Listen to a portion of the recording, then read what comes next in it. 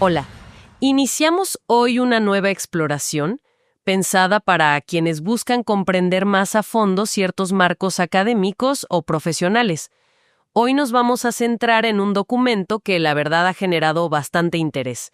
Criterios internos de validez en base a la TCCR, de Jalín Simunovic. Así es. Estamos hablando de la teoría cognosistémica de la construcción relacional psicosocial humana, la TCCR. Es un desarrollo teórico importante del trabajador social chileno Jalín Simunovic Menares y busca algo bastante ambicioso, diría yo. ¿Ambicioso en qué sentido? Pues busca construir una arquitectura conceptual que sea realmente propia para el trabajo social. Un desafío que, ha estado ahí en la disciplina por mucho tiempo. Entiendo. Entonces, estos criterios serían como, digamos, el sistema de control de calidad, pero definido desde adentro mismo de esta teoría, de la TCCR. Exacto. La idea es responder a la pregunta: ¿cómo sabemos si una intervención que se basa en la TCCR es realmente sólida, coherente con sus propios principios? Justamente eso. La TCCR, como teoría, propone este concepto central del cognosistema, Ajá. que vendría a ser ese entramado narrativo que construimos entre todos, intersubjetivamente, y que da forma a nuestra realidad psicosocial. Ya. Y la clave aquí, como bien dices, es que estos criterios son internos, nacen de la propia lógica de la TCCR, no son estándares que tomamos prestados de, la psicología o la sociología. Son una forma de evaluar la calidad desde la mirada particular que ofrece esta teoría. Bien, profundicemos un poco más entonces. A ver, ¿cuál es exactamente la necesidad? ¿Por qué crear criterios internos? ¿Por qué no simplemente usar marcos de validación que ya existen? Esa pregunta clave y toca el corazón de la propuesta de la TCCR. Mira, el propósito es, diría, triple. A ver. Primero se busca asegurar la coherencia interna, que lo que haga el profesional en la práctica realmente calce con la visión de la realidad que tiene la TCCR. ¿Y cuál es esa visión? Pues una realidad que se entiende como fundamentalmente relacional, construida a través de narrativas y que opera en distintas escalas al mismo tiempo, lo micro, lo meso y lo macro. Entiendo, la coherencia con esa visión multiescalar. El segundo propósito. Segundo, mejorar la toma de decisiones en la intervención. O sea, estos criterios deberían guiar al profesional a elegir acciones que tengan más probabilidad de generar cambios positivos y, ojo, sostenibles en los vínculos, en las relaciones sociales. Sostenibles. Importante. Y tercero, y esto me parece fundamental, permitir la acumulación de conocimiento propio, que sea específico del trabajo social basado en TCCR, que se pueda transferir, comparar, fortalecer la identidad de la disciplina con un saber propio. O sea que, más que una simple lista de chequeo, es un mecanismo. Uno para asegurar que la práctica sea fiel a la teoría, pero también para que esa práctica genere un saber endógeno, digamos, para el trabajo social. Precisamente. Son, como dice el documento, el control de calidad interno de la TCCR. Buscan darle robustez a la práctica y, por lo tanto, también a la credibilidad del trabajo social como disciplina. Una disciplina capaz de generar conocimiento riguroso desde sus propios cimientos teóricos. Tiene mucha lógica esa búsqueda de autonomía epistemológica, ¿no? Bueno, el documento habla de 3 criterios principales. Empecemos por el primero. Dice, coherencia interniveles. ¿A qué se refiere con eso? Suena relacionado con esa mirada multiescalar que mencionabas. Exacto, va por ahí. La coherencia interniveles evalúa el acoplamiento narrativo entre esos distintos niveles del cognosistema. Micro, meso y macro. Esos mismos. El micro, que son las interacciones cara a cara, los vínculos directos. El meso, que son las reglas de una organización, los dispositivos institucionales, las redes locales. Y el macro, que serían en las tramas culturales más amplias, las políticas públicas, los discursos dominantes. Ya. ¿Y cómo se ve esa coherencia? Pues una intervención cumple este criterio si el problema que se aborda y también la hipótesis de cambio que se propone se manifiestan de forma consistente, reconocible, en los 3 niveles.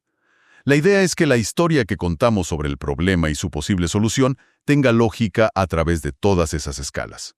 O sea que lo que yo observo o digo en una conversación individual, en lo micro, no puede estar totalmente desconectado de las reglas del programa en lo meso o de los valores sociales en lo macro. Tiene que haber una conexión lógica. Correcto. Y para verificar que esa conexión exista, el documento introduce algo que llama los 3 componentes del encaje, o las 3E. Las 3E. Sí. Primero, el encaje semántico. ¿Cómo nombramos el problema y la hipótesis de cambio? ¿Es consistente ese lenguaje en cada nivel? Segundo, el encaje pragmático. Las reglas y recursos del nivel meso realmente permitan que ocurra lo que se busca en lo micro, y las normativas macro no lo bloquean. Entiendo, que no haya contradicciones prácticas. Eso. Y tercero, el encaje evaluativo. Los indicadores que elegimos para medir el cambio miden realmente lo mismo, el mismo fenómeno en cada nivel. Es interesante. No es solo decir sí es coherente. Hay que demostrarlo en esos 3 aspectos: semántico, pragmático y evaluativo. Y supongo que la TCCR da herramientas para hacer visible ese encaje, ¿no? Aquí es donde la TCCR se vuelve, creo yo, muy práctica. Propone como un kit de herramientas para la coherencia, podríamos llamarlo así. Menciona 3 instrumentos que son clave. A ver. 1. El mapa de circulación de sentido, el MCS. Es básicamente un diagrama visual. Ayuda a mapear quiénes son los actores clave, los nodos, qué relatos tienen sobre el problema, y cómo fluye el sentido entre los niveles micro, meso y macro. ¿El sentido? Sí, el sentido en TCCR es la interpretación que hacemos del dato crudo, pero a través de la lente relacional y narrativa de la teoría. El mapa te permite ver dónde hay como atascos o, al contrario, dónde fluye bien la comunicación y el entendimiento entre niveles. Vale, el mapa. ¿Qué más? 2. Los puentes de mediación, o PM. Son dispositivos concretos diseñados específicamente para conectar las escalas. Pueden ser muchas cosas. Un protocolo escrito, eso sería documental, un rol específico como el de un gestor de caso, humano, una plataforma online compartida, tecnológico, o incluso un ritual acordado, como empezar siempre las reuniones de cierta manera. Ah, ok. Su función es llevar acuerdos o cambios de un nivel a otro. Exacto, traducir lo local a una escala mayor, o viceversa. Y el tercero es la cadena de decisión cognosistémica, la CDC. Este es un registro sistemático fundamental. ¿Qué registra? Documenta el flujo lógico en cada nivel que sea relevante para la intervención. Sigue esta secuencia. Dato, la observación concreta lo que pasa. Sentido, la interpretación TCCR de ese dato. El porqué relacional. Decisión, la acción que se elige tomar. Efecto, el resultado que se observa después de la acción. Dato, sentido, decisión, efecto. Una secuencia lógica. Pero la clave parece ser aplicarla consistentemente en cada nivel y, sobre todo, documentarla.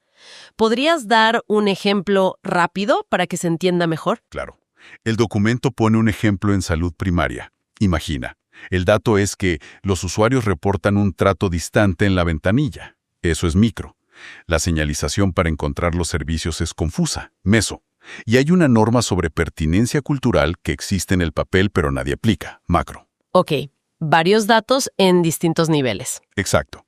El sentido, la interpretación desde la TCCR, podría ser que todo esto apunta a barreras comunicacionales y a una desconexión entre lo que se declara, la norma, y lo que se vive, la práctica. ¿Tiene sentido? Valga la redundancia. Sí.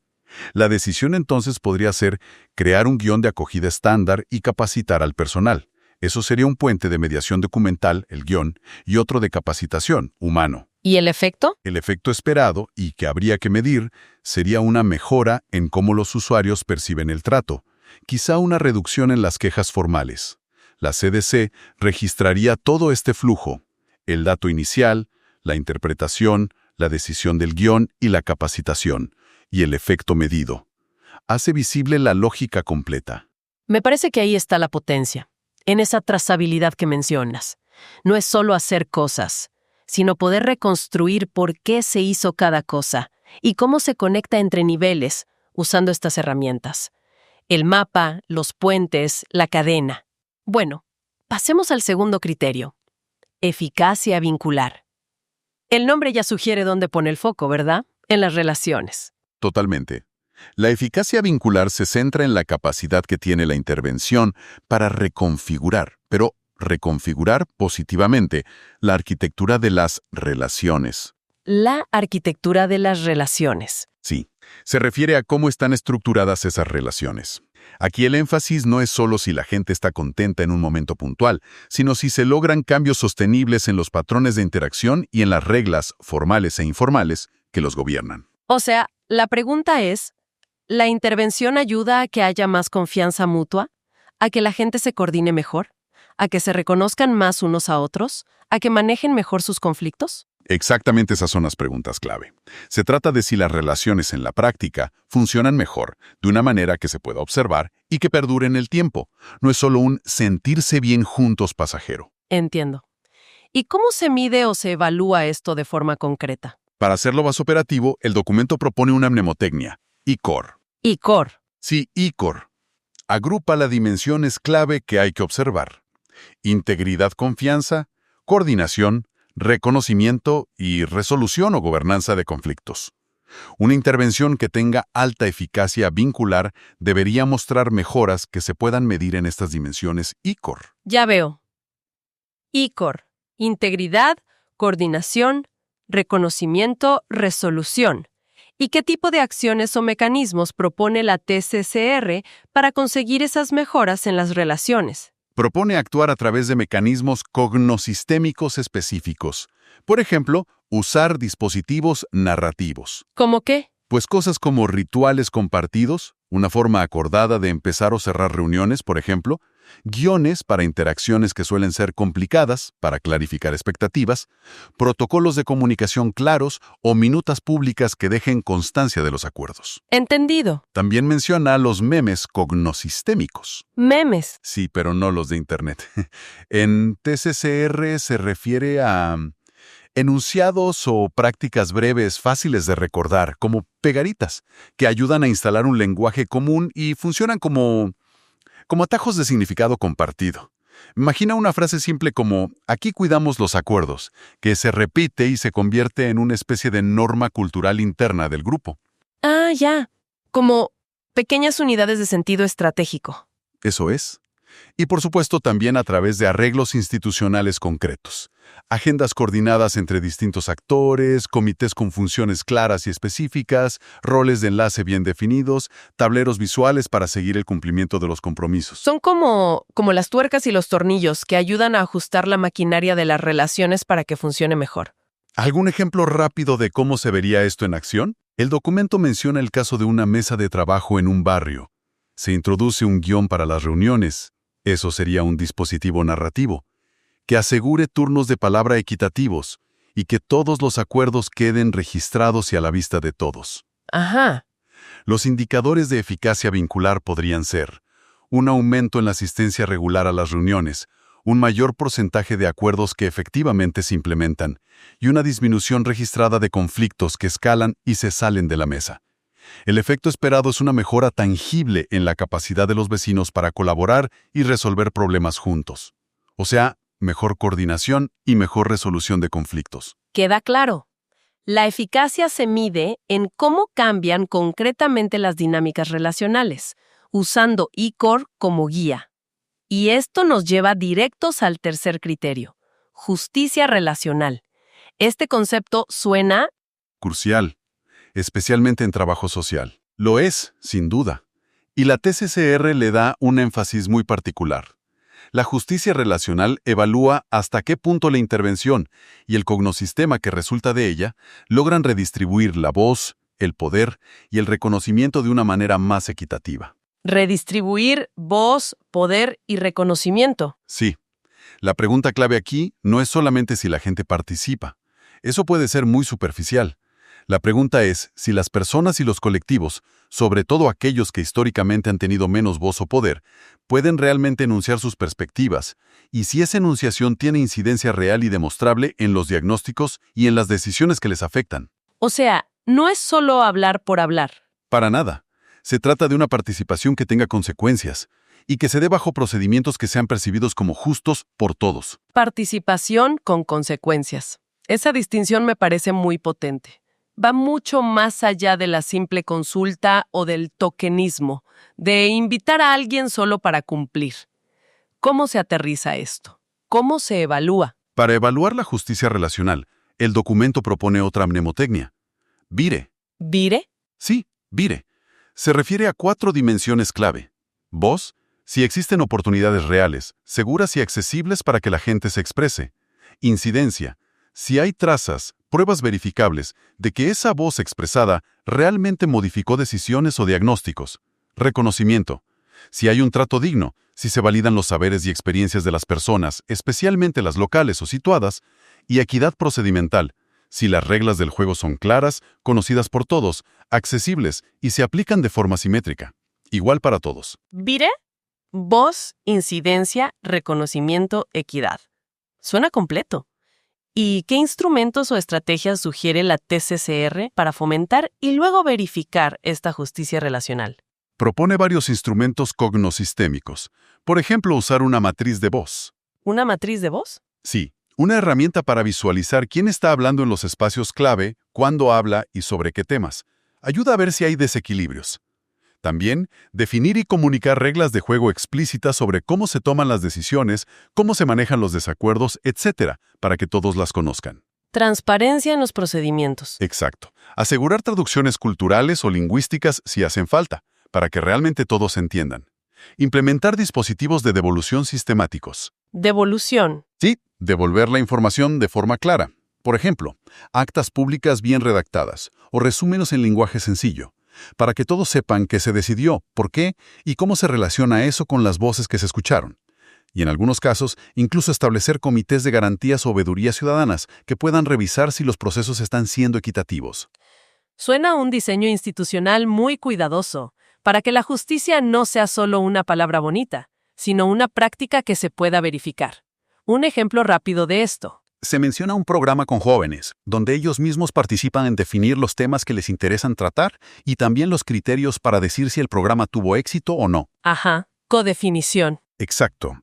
La clave para la justicia relacional aquí sería poder mostrar, por ejemplo, en las actas o en los registros, ahí está la incidencia, cómo las propuestas específicas que hicieron los jóvenes llevaron a cambios concretos en cómo se diseñó o se implementó el programa. Y los indicadores podrían ser Pues el porcentaje de propuestas juveniles que efectivamente se adoptaron o una disminución en la deserción del programa que se pueda atribuir a que ahora se sienten más escuchados o encuestas que midan su satisfacción con la equidad de los procedimientos. Bien, entonces tenemos estos 3 pilares: coherencia interniveles, eficacia vincular y justicia relacional.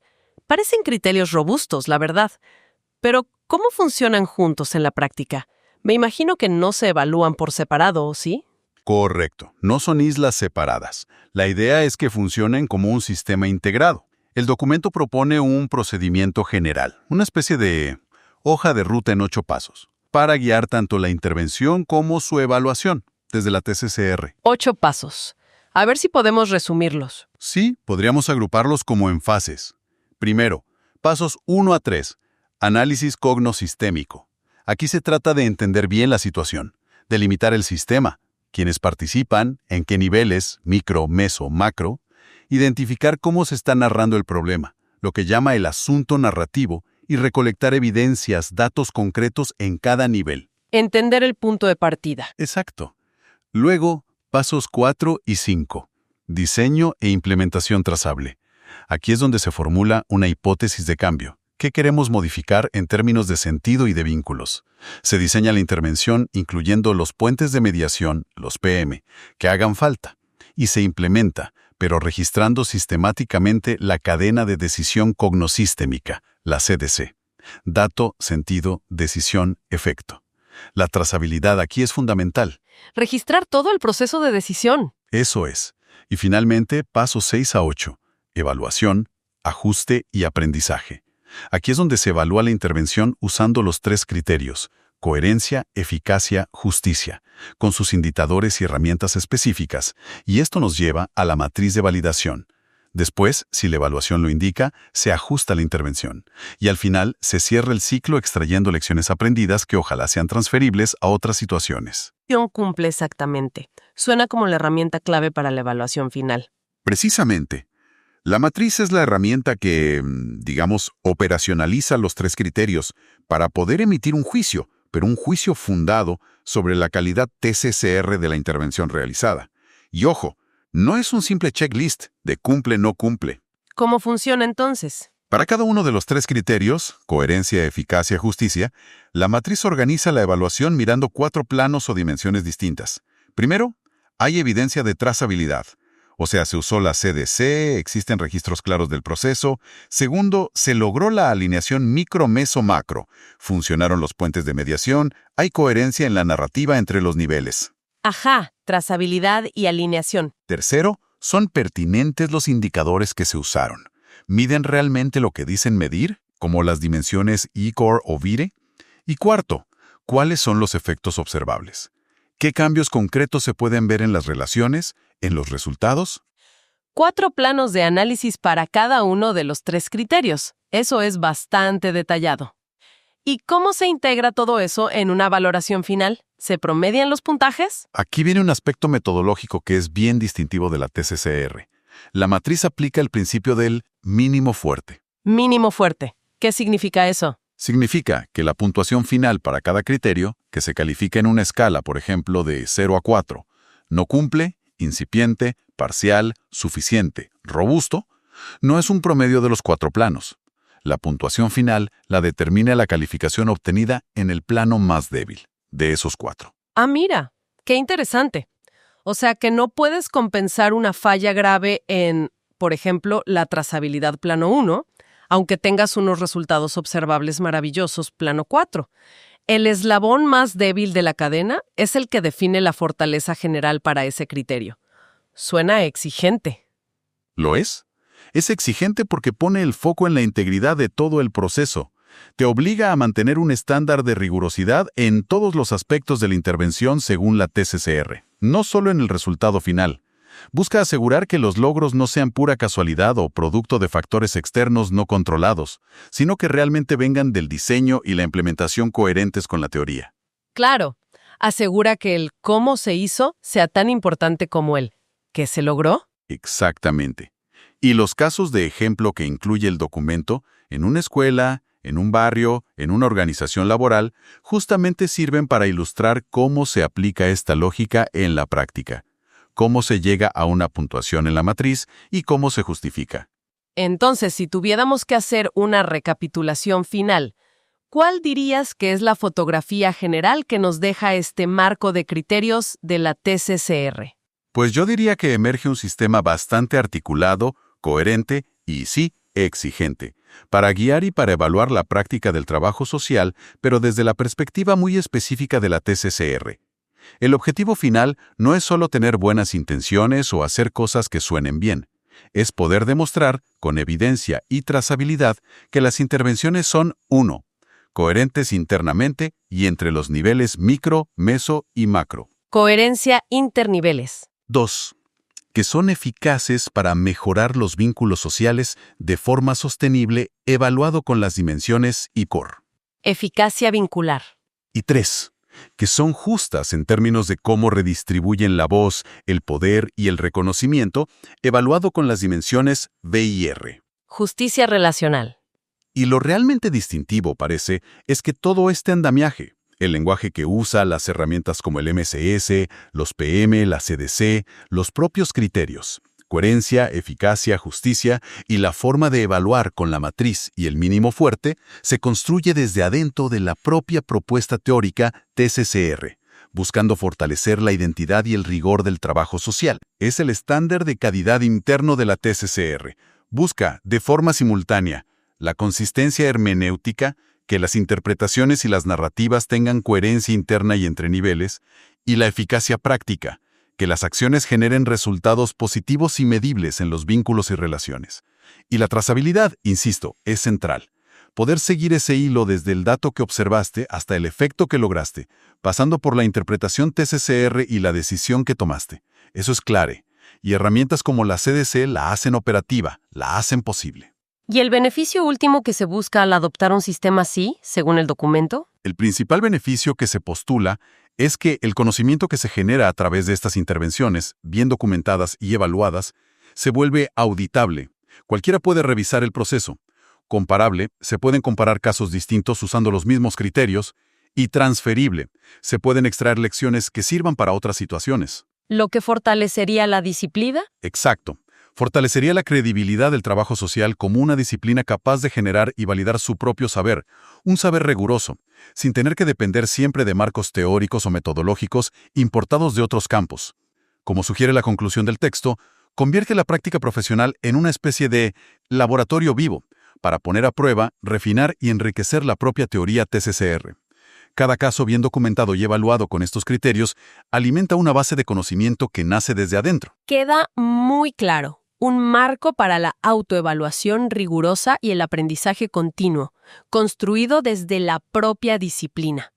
Para cerrar y quizás dejar una reflexión resonando en quienes nos escuchan.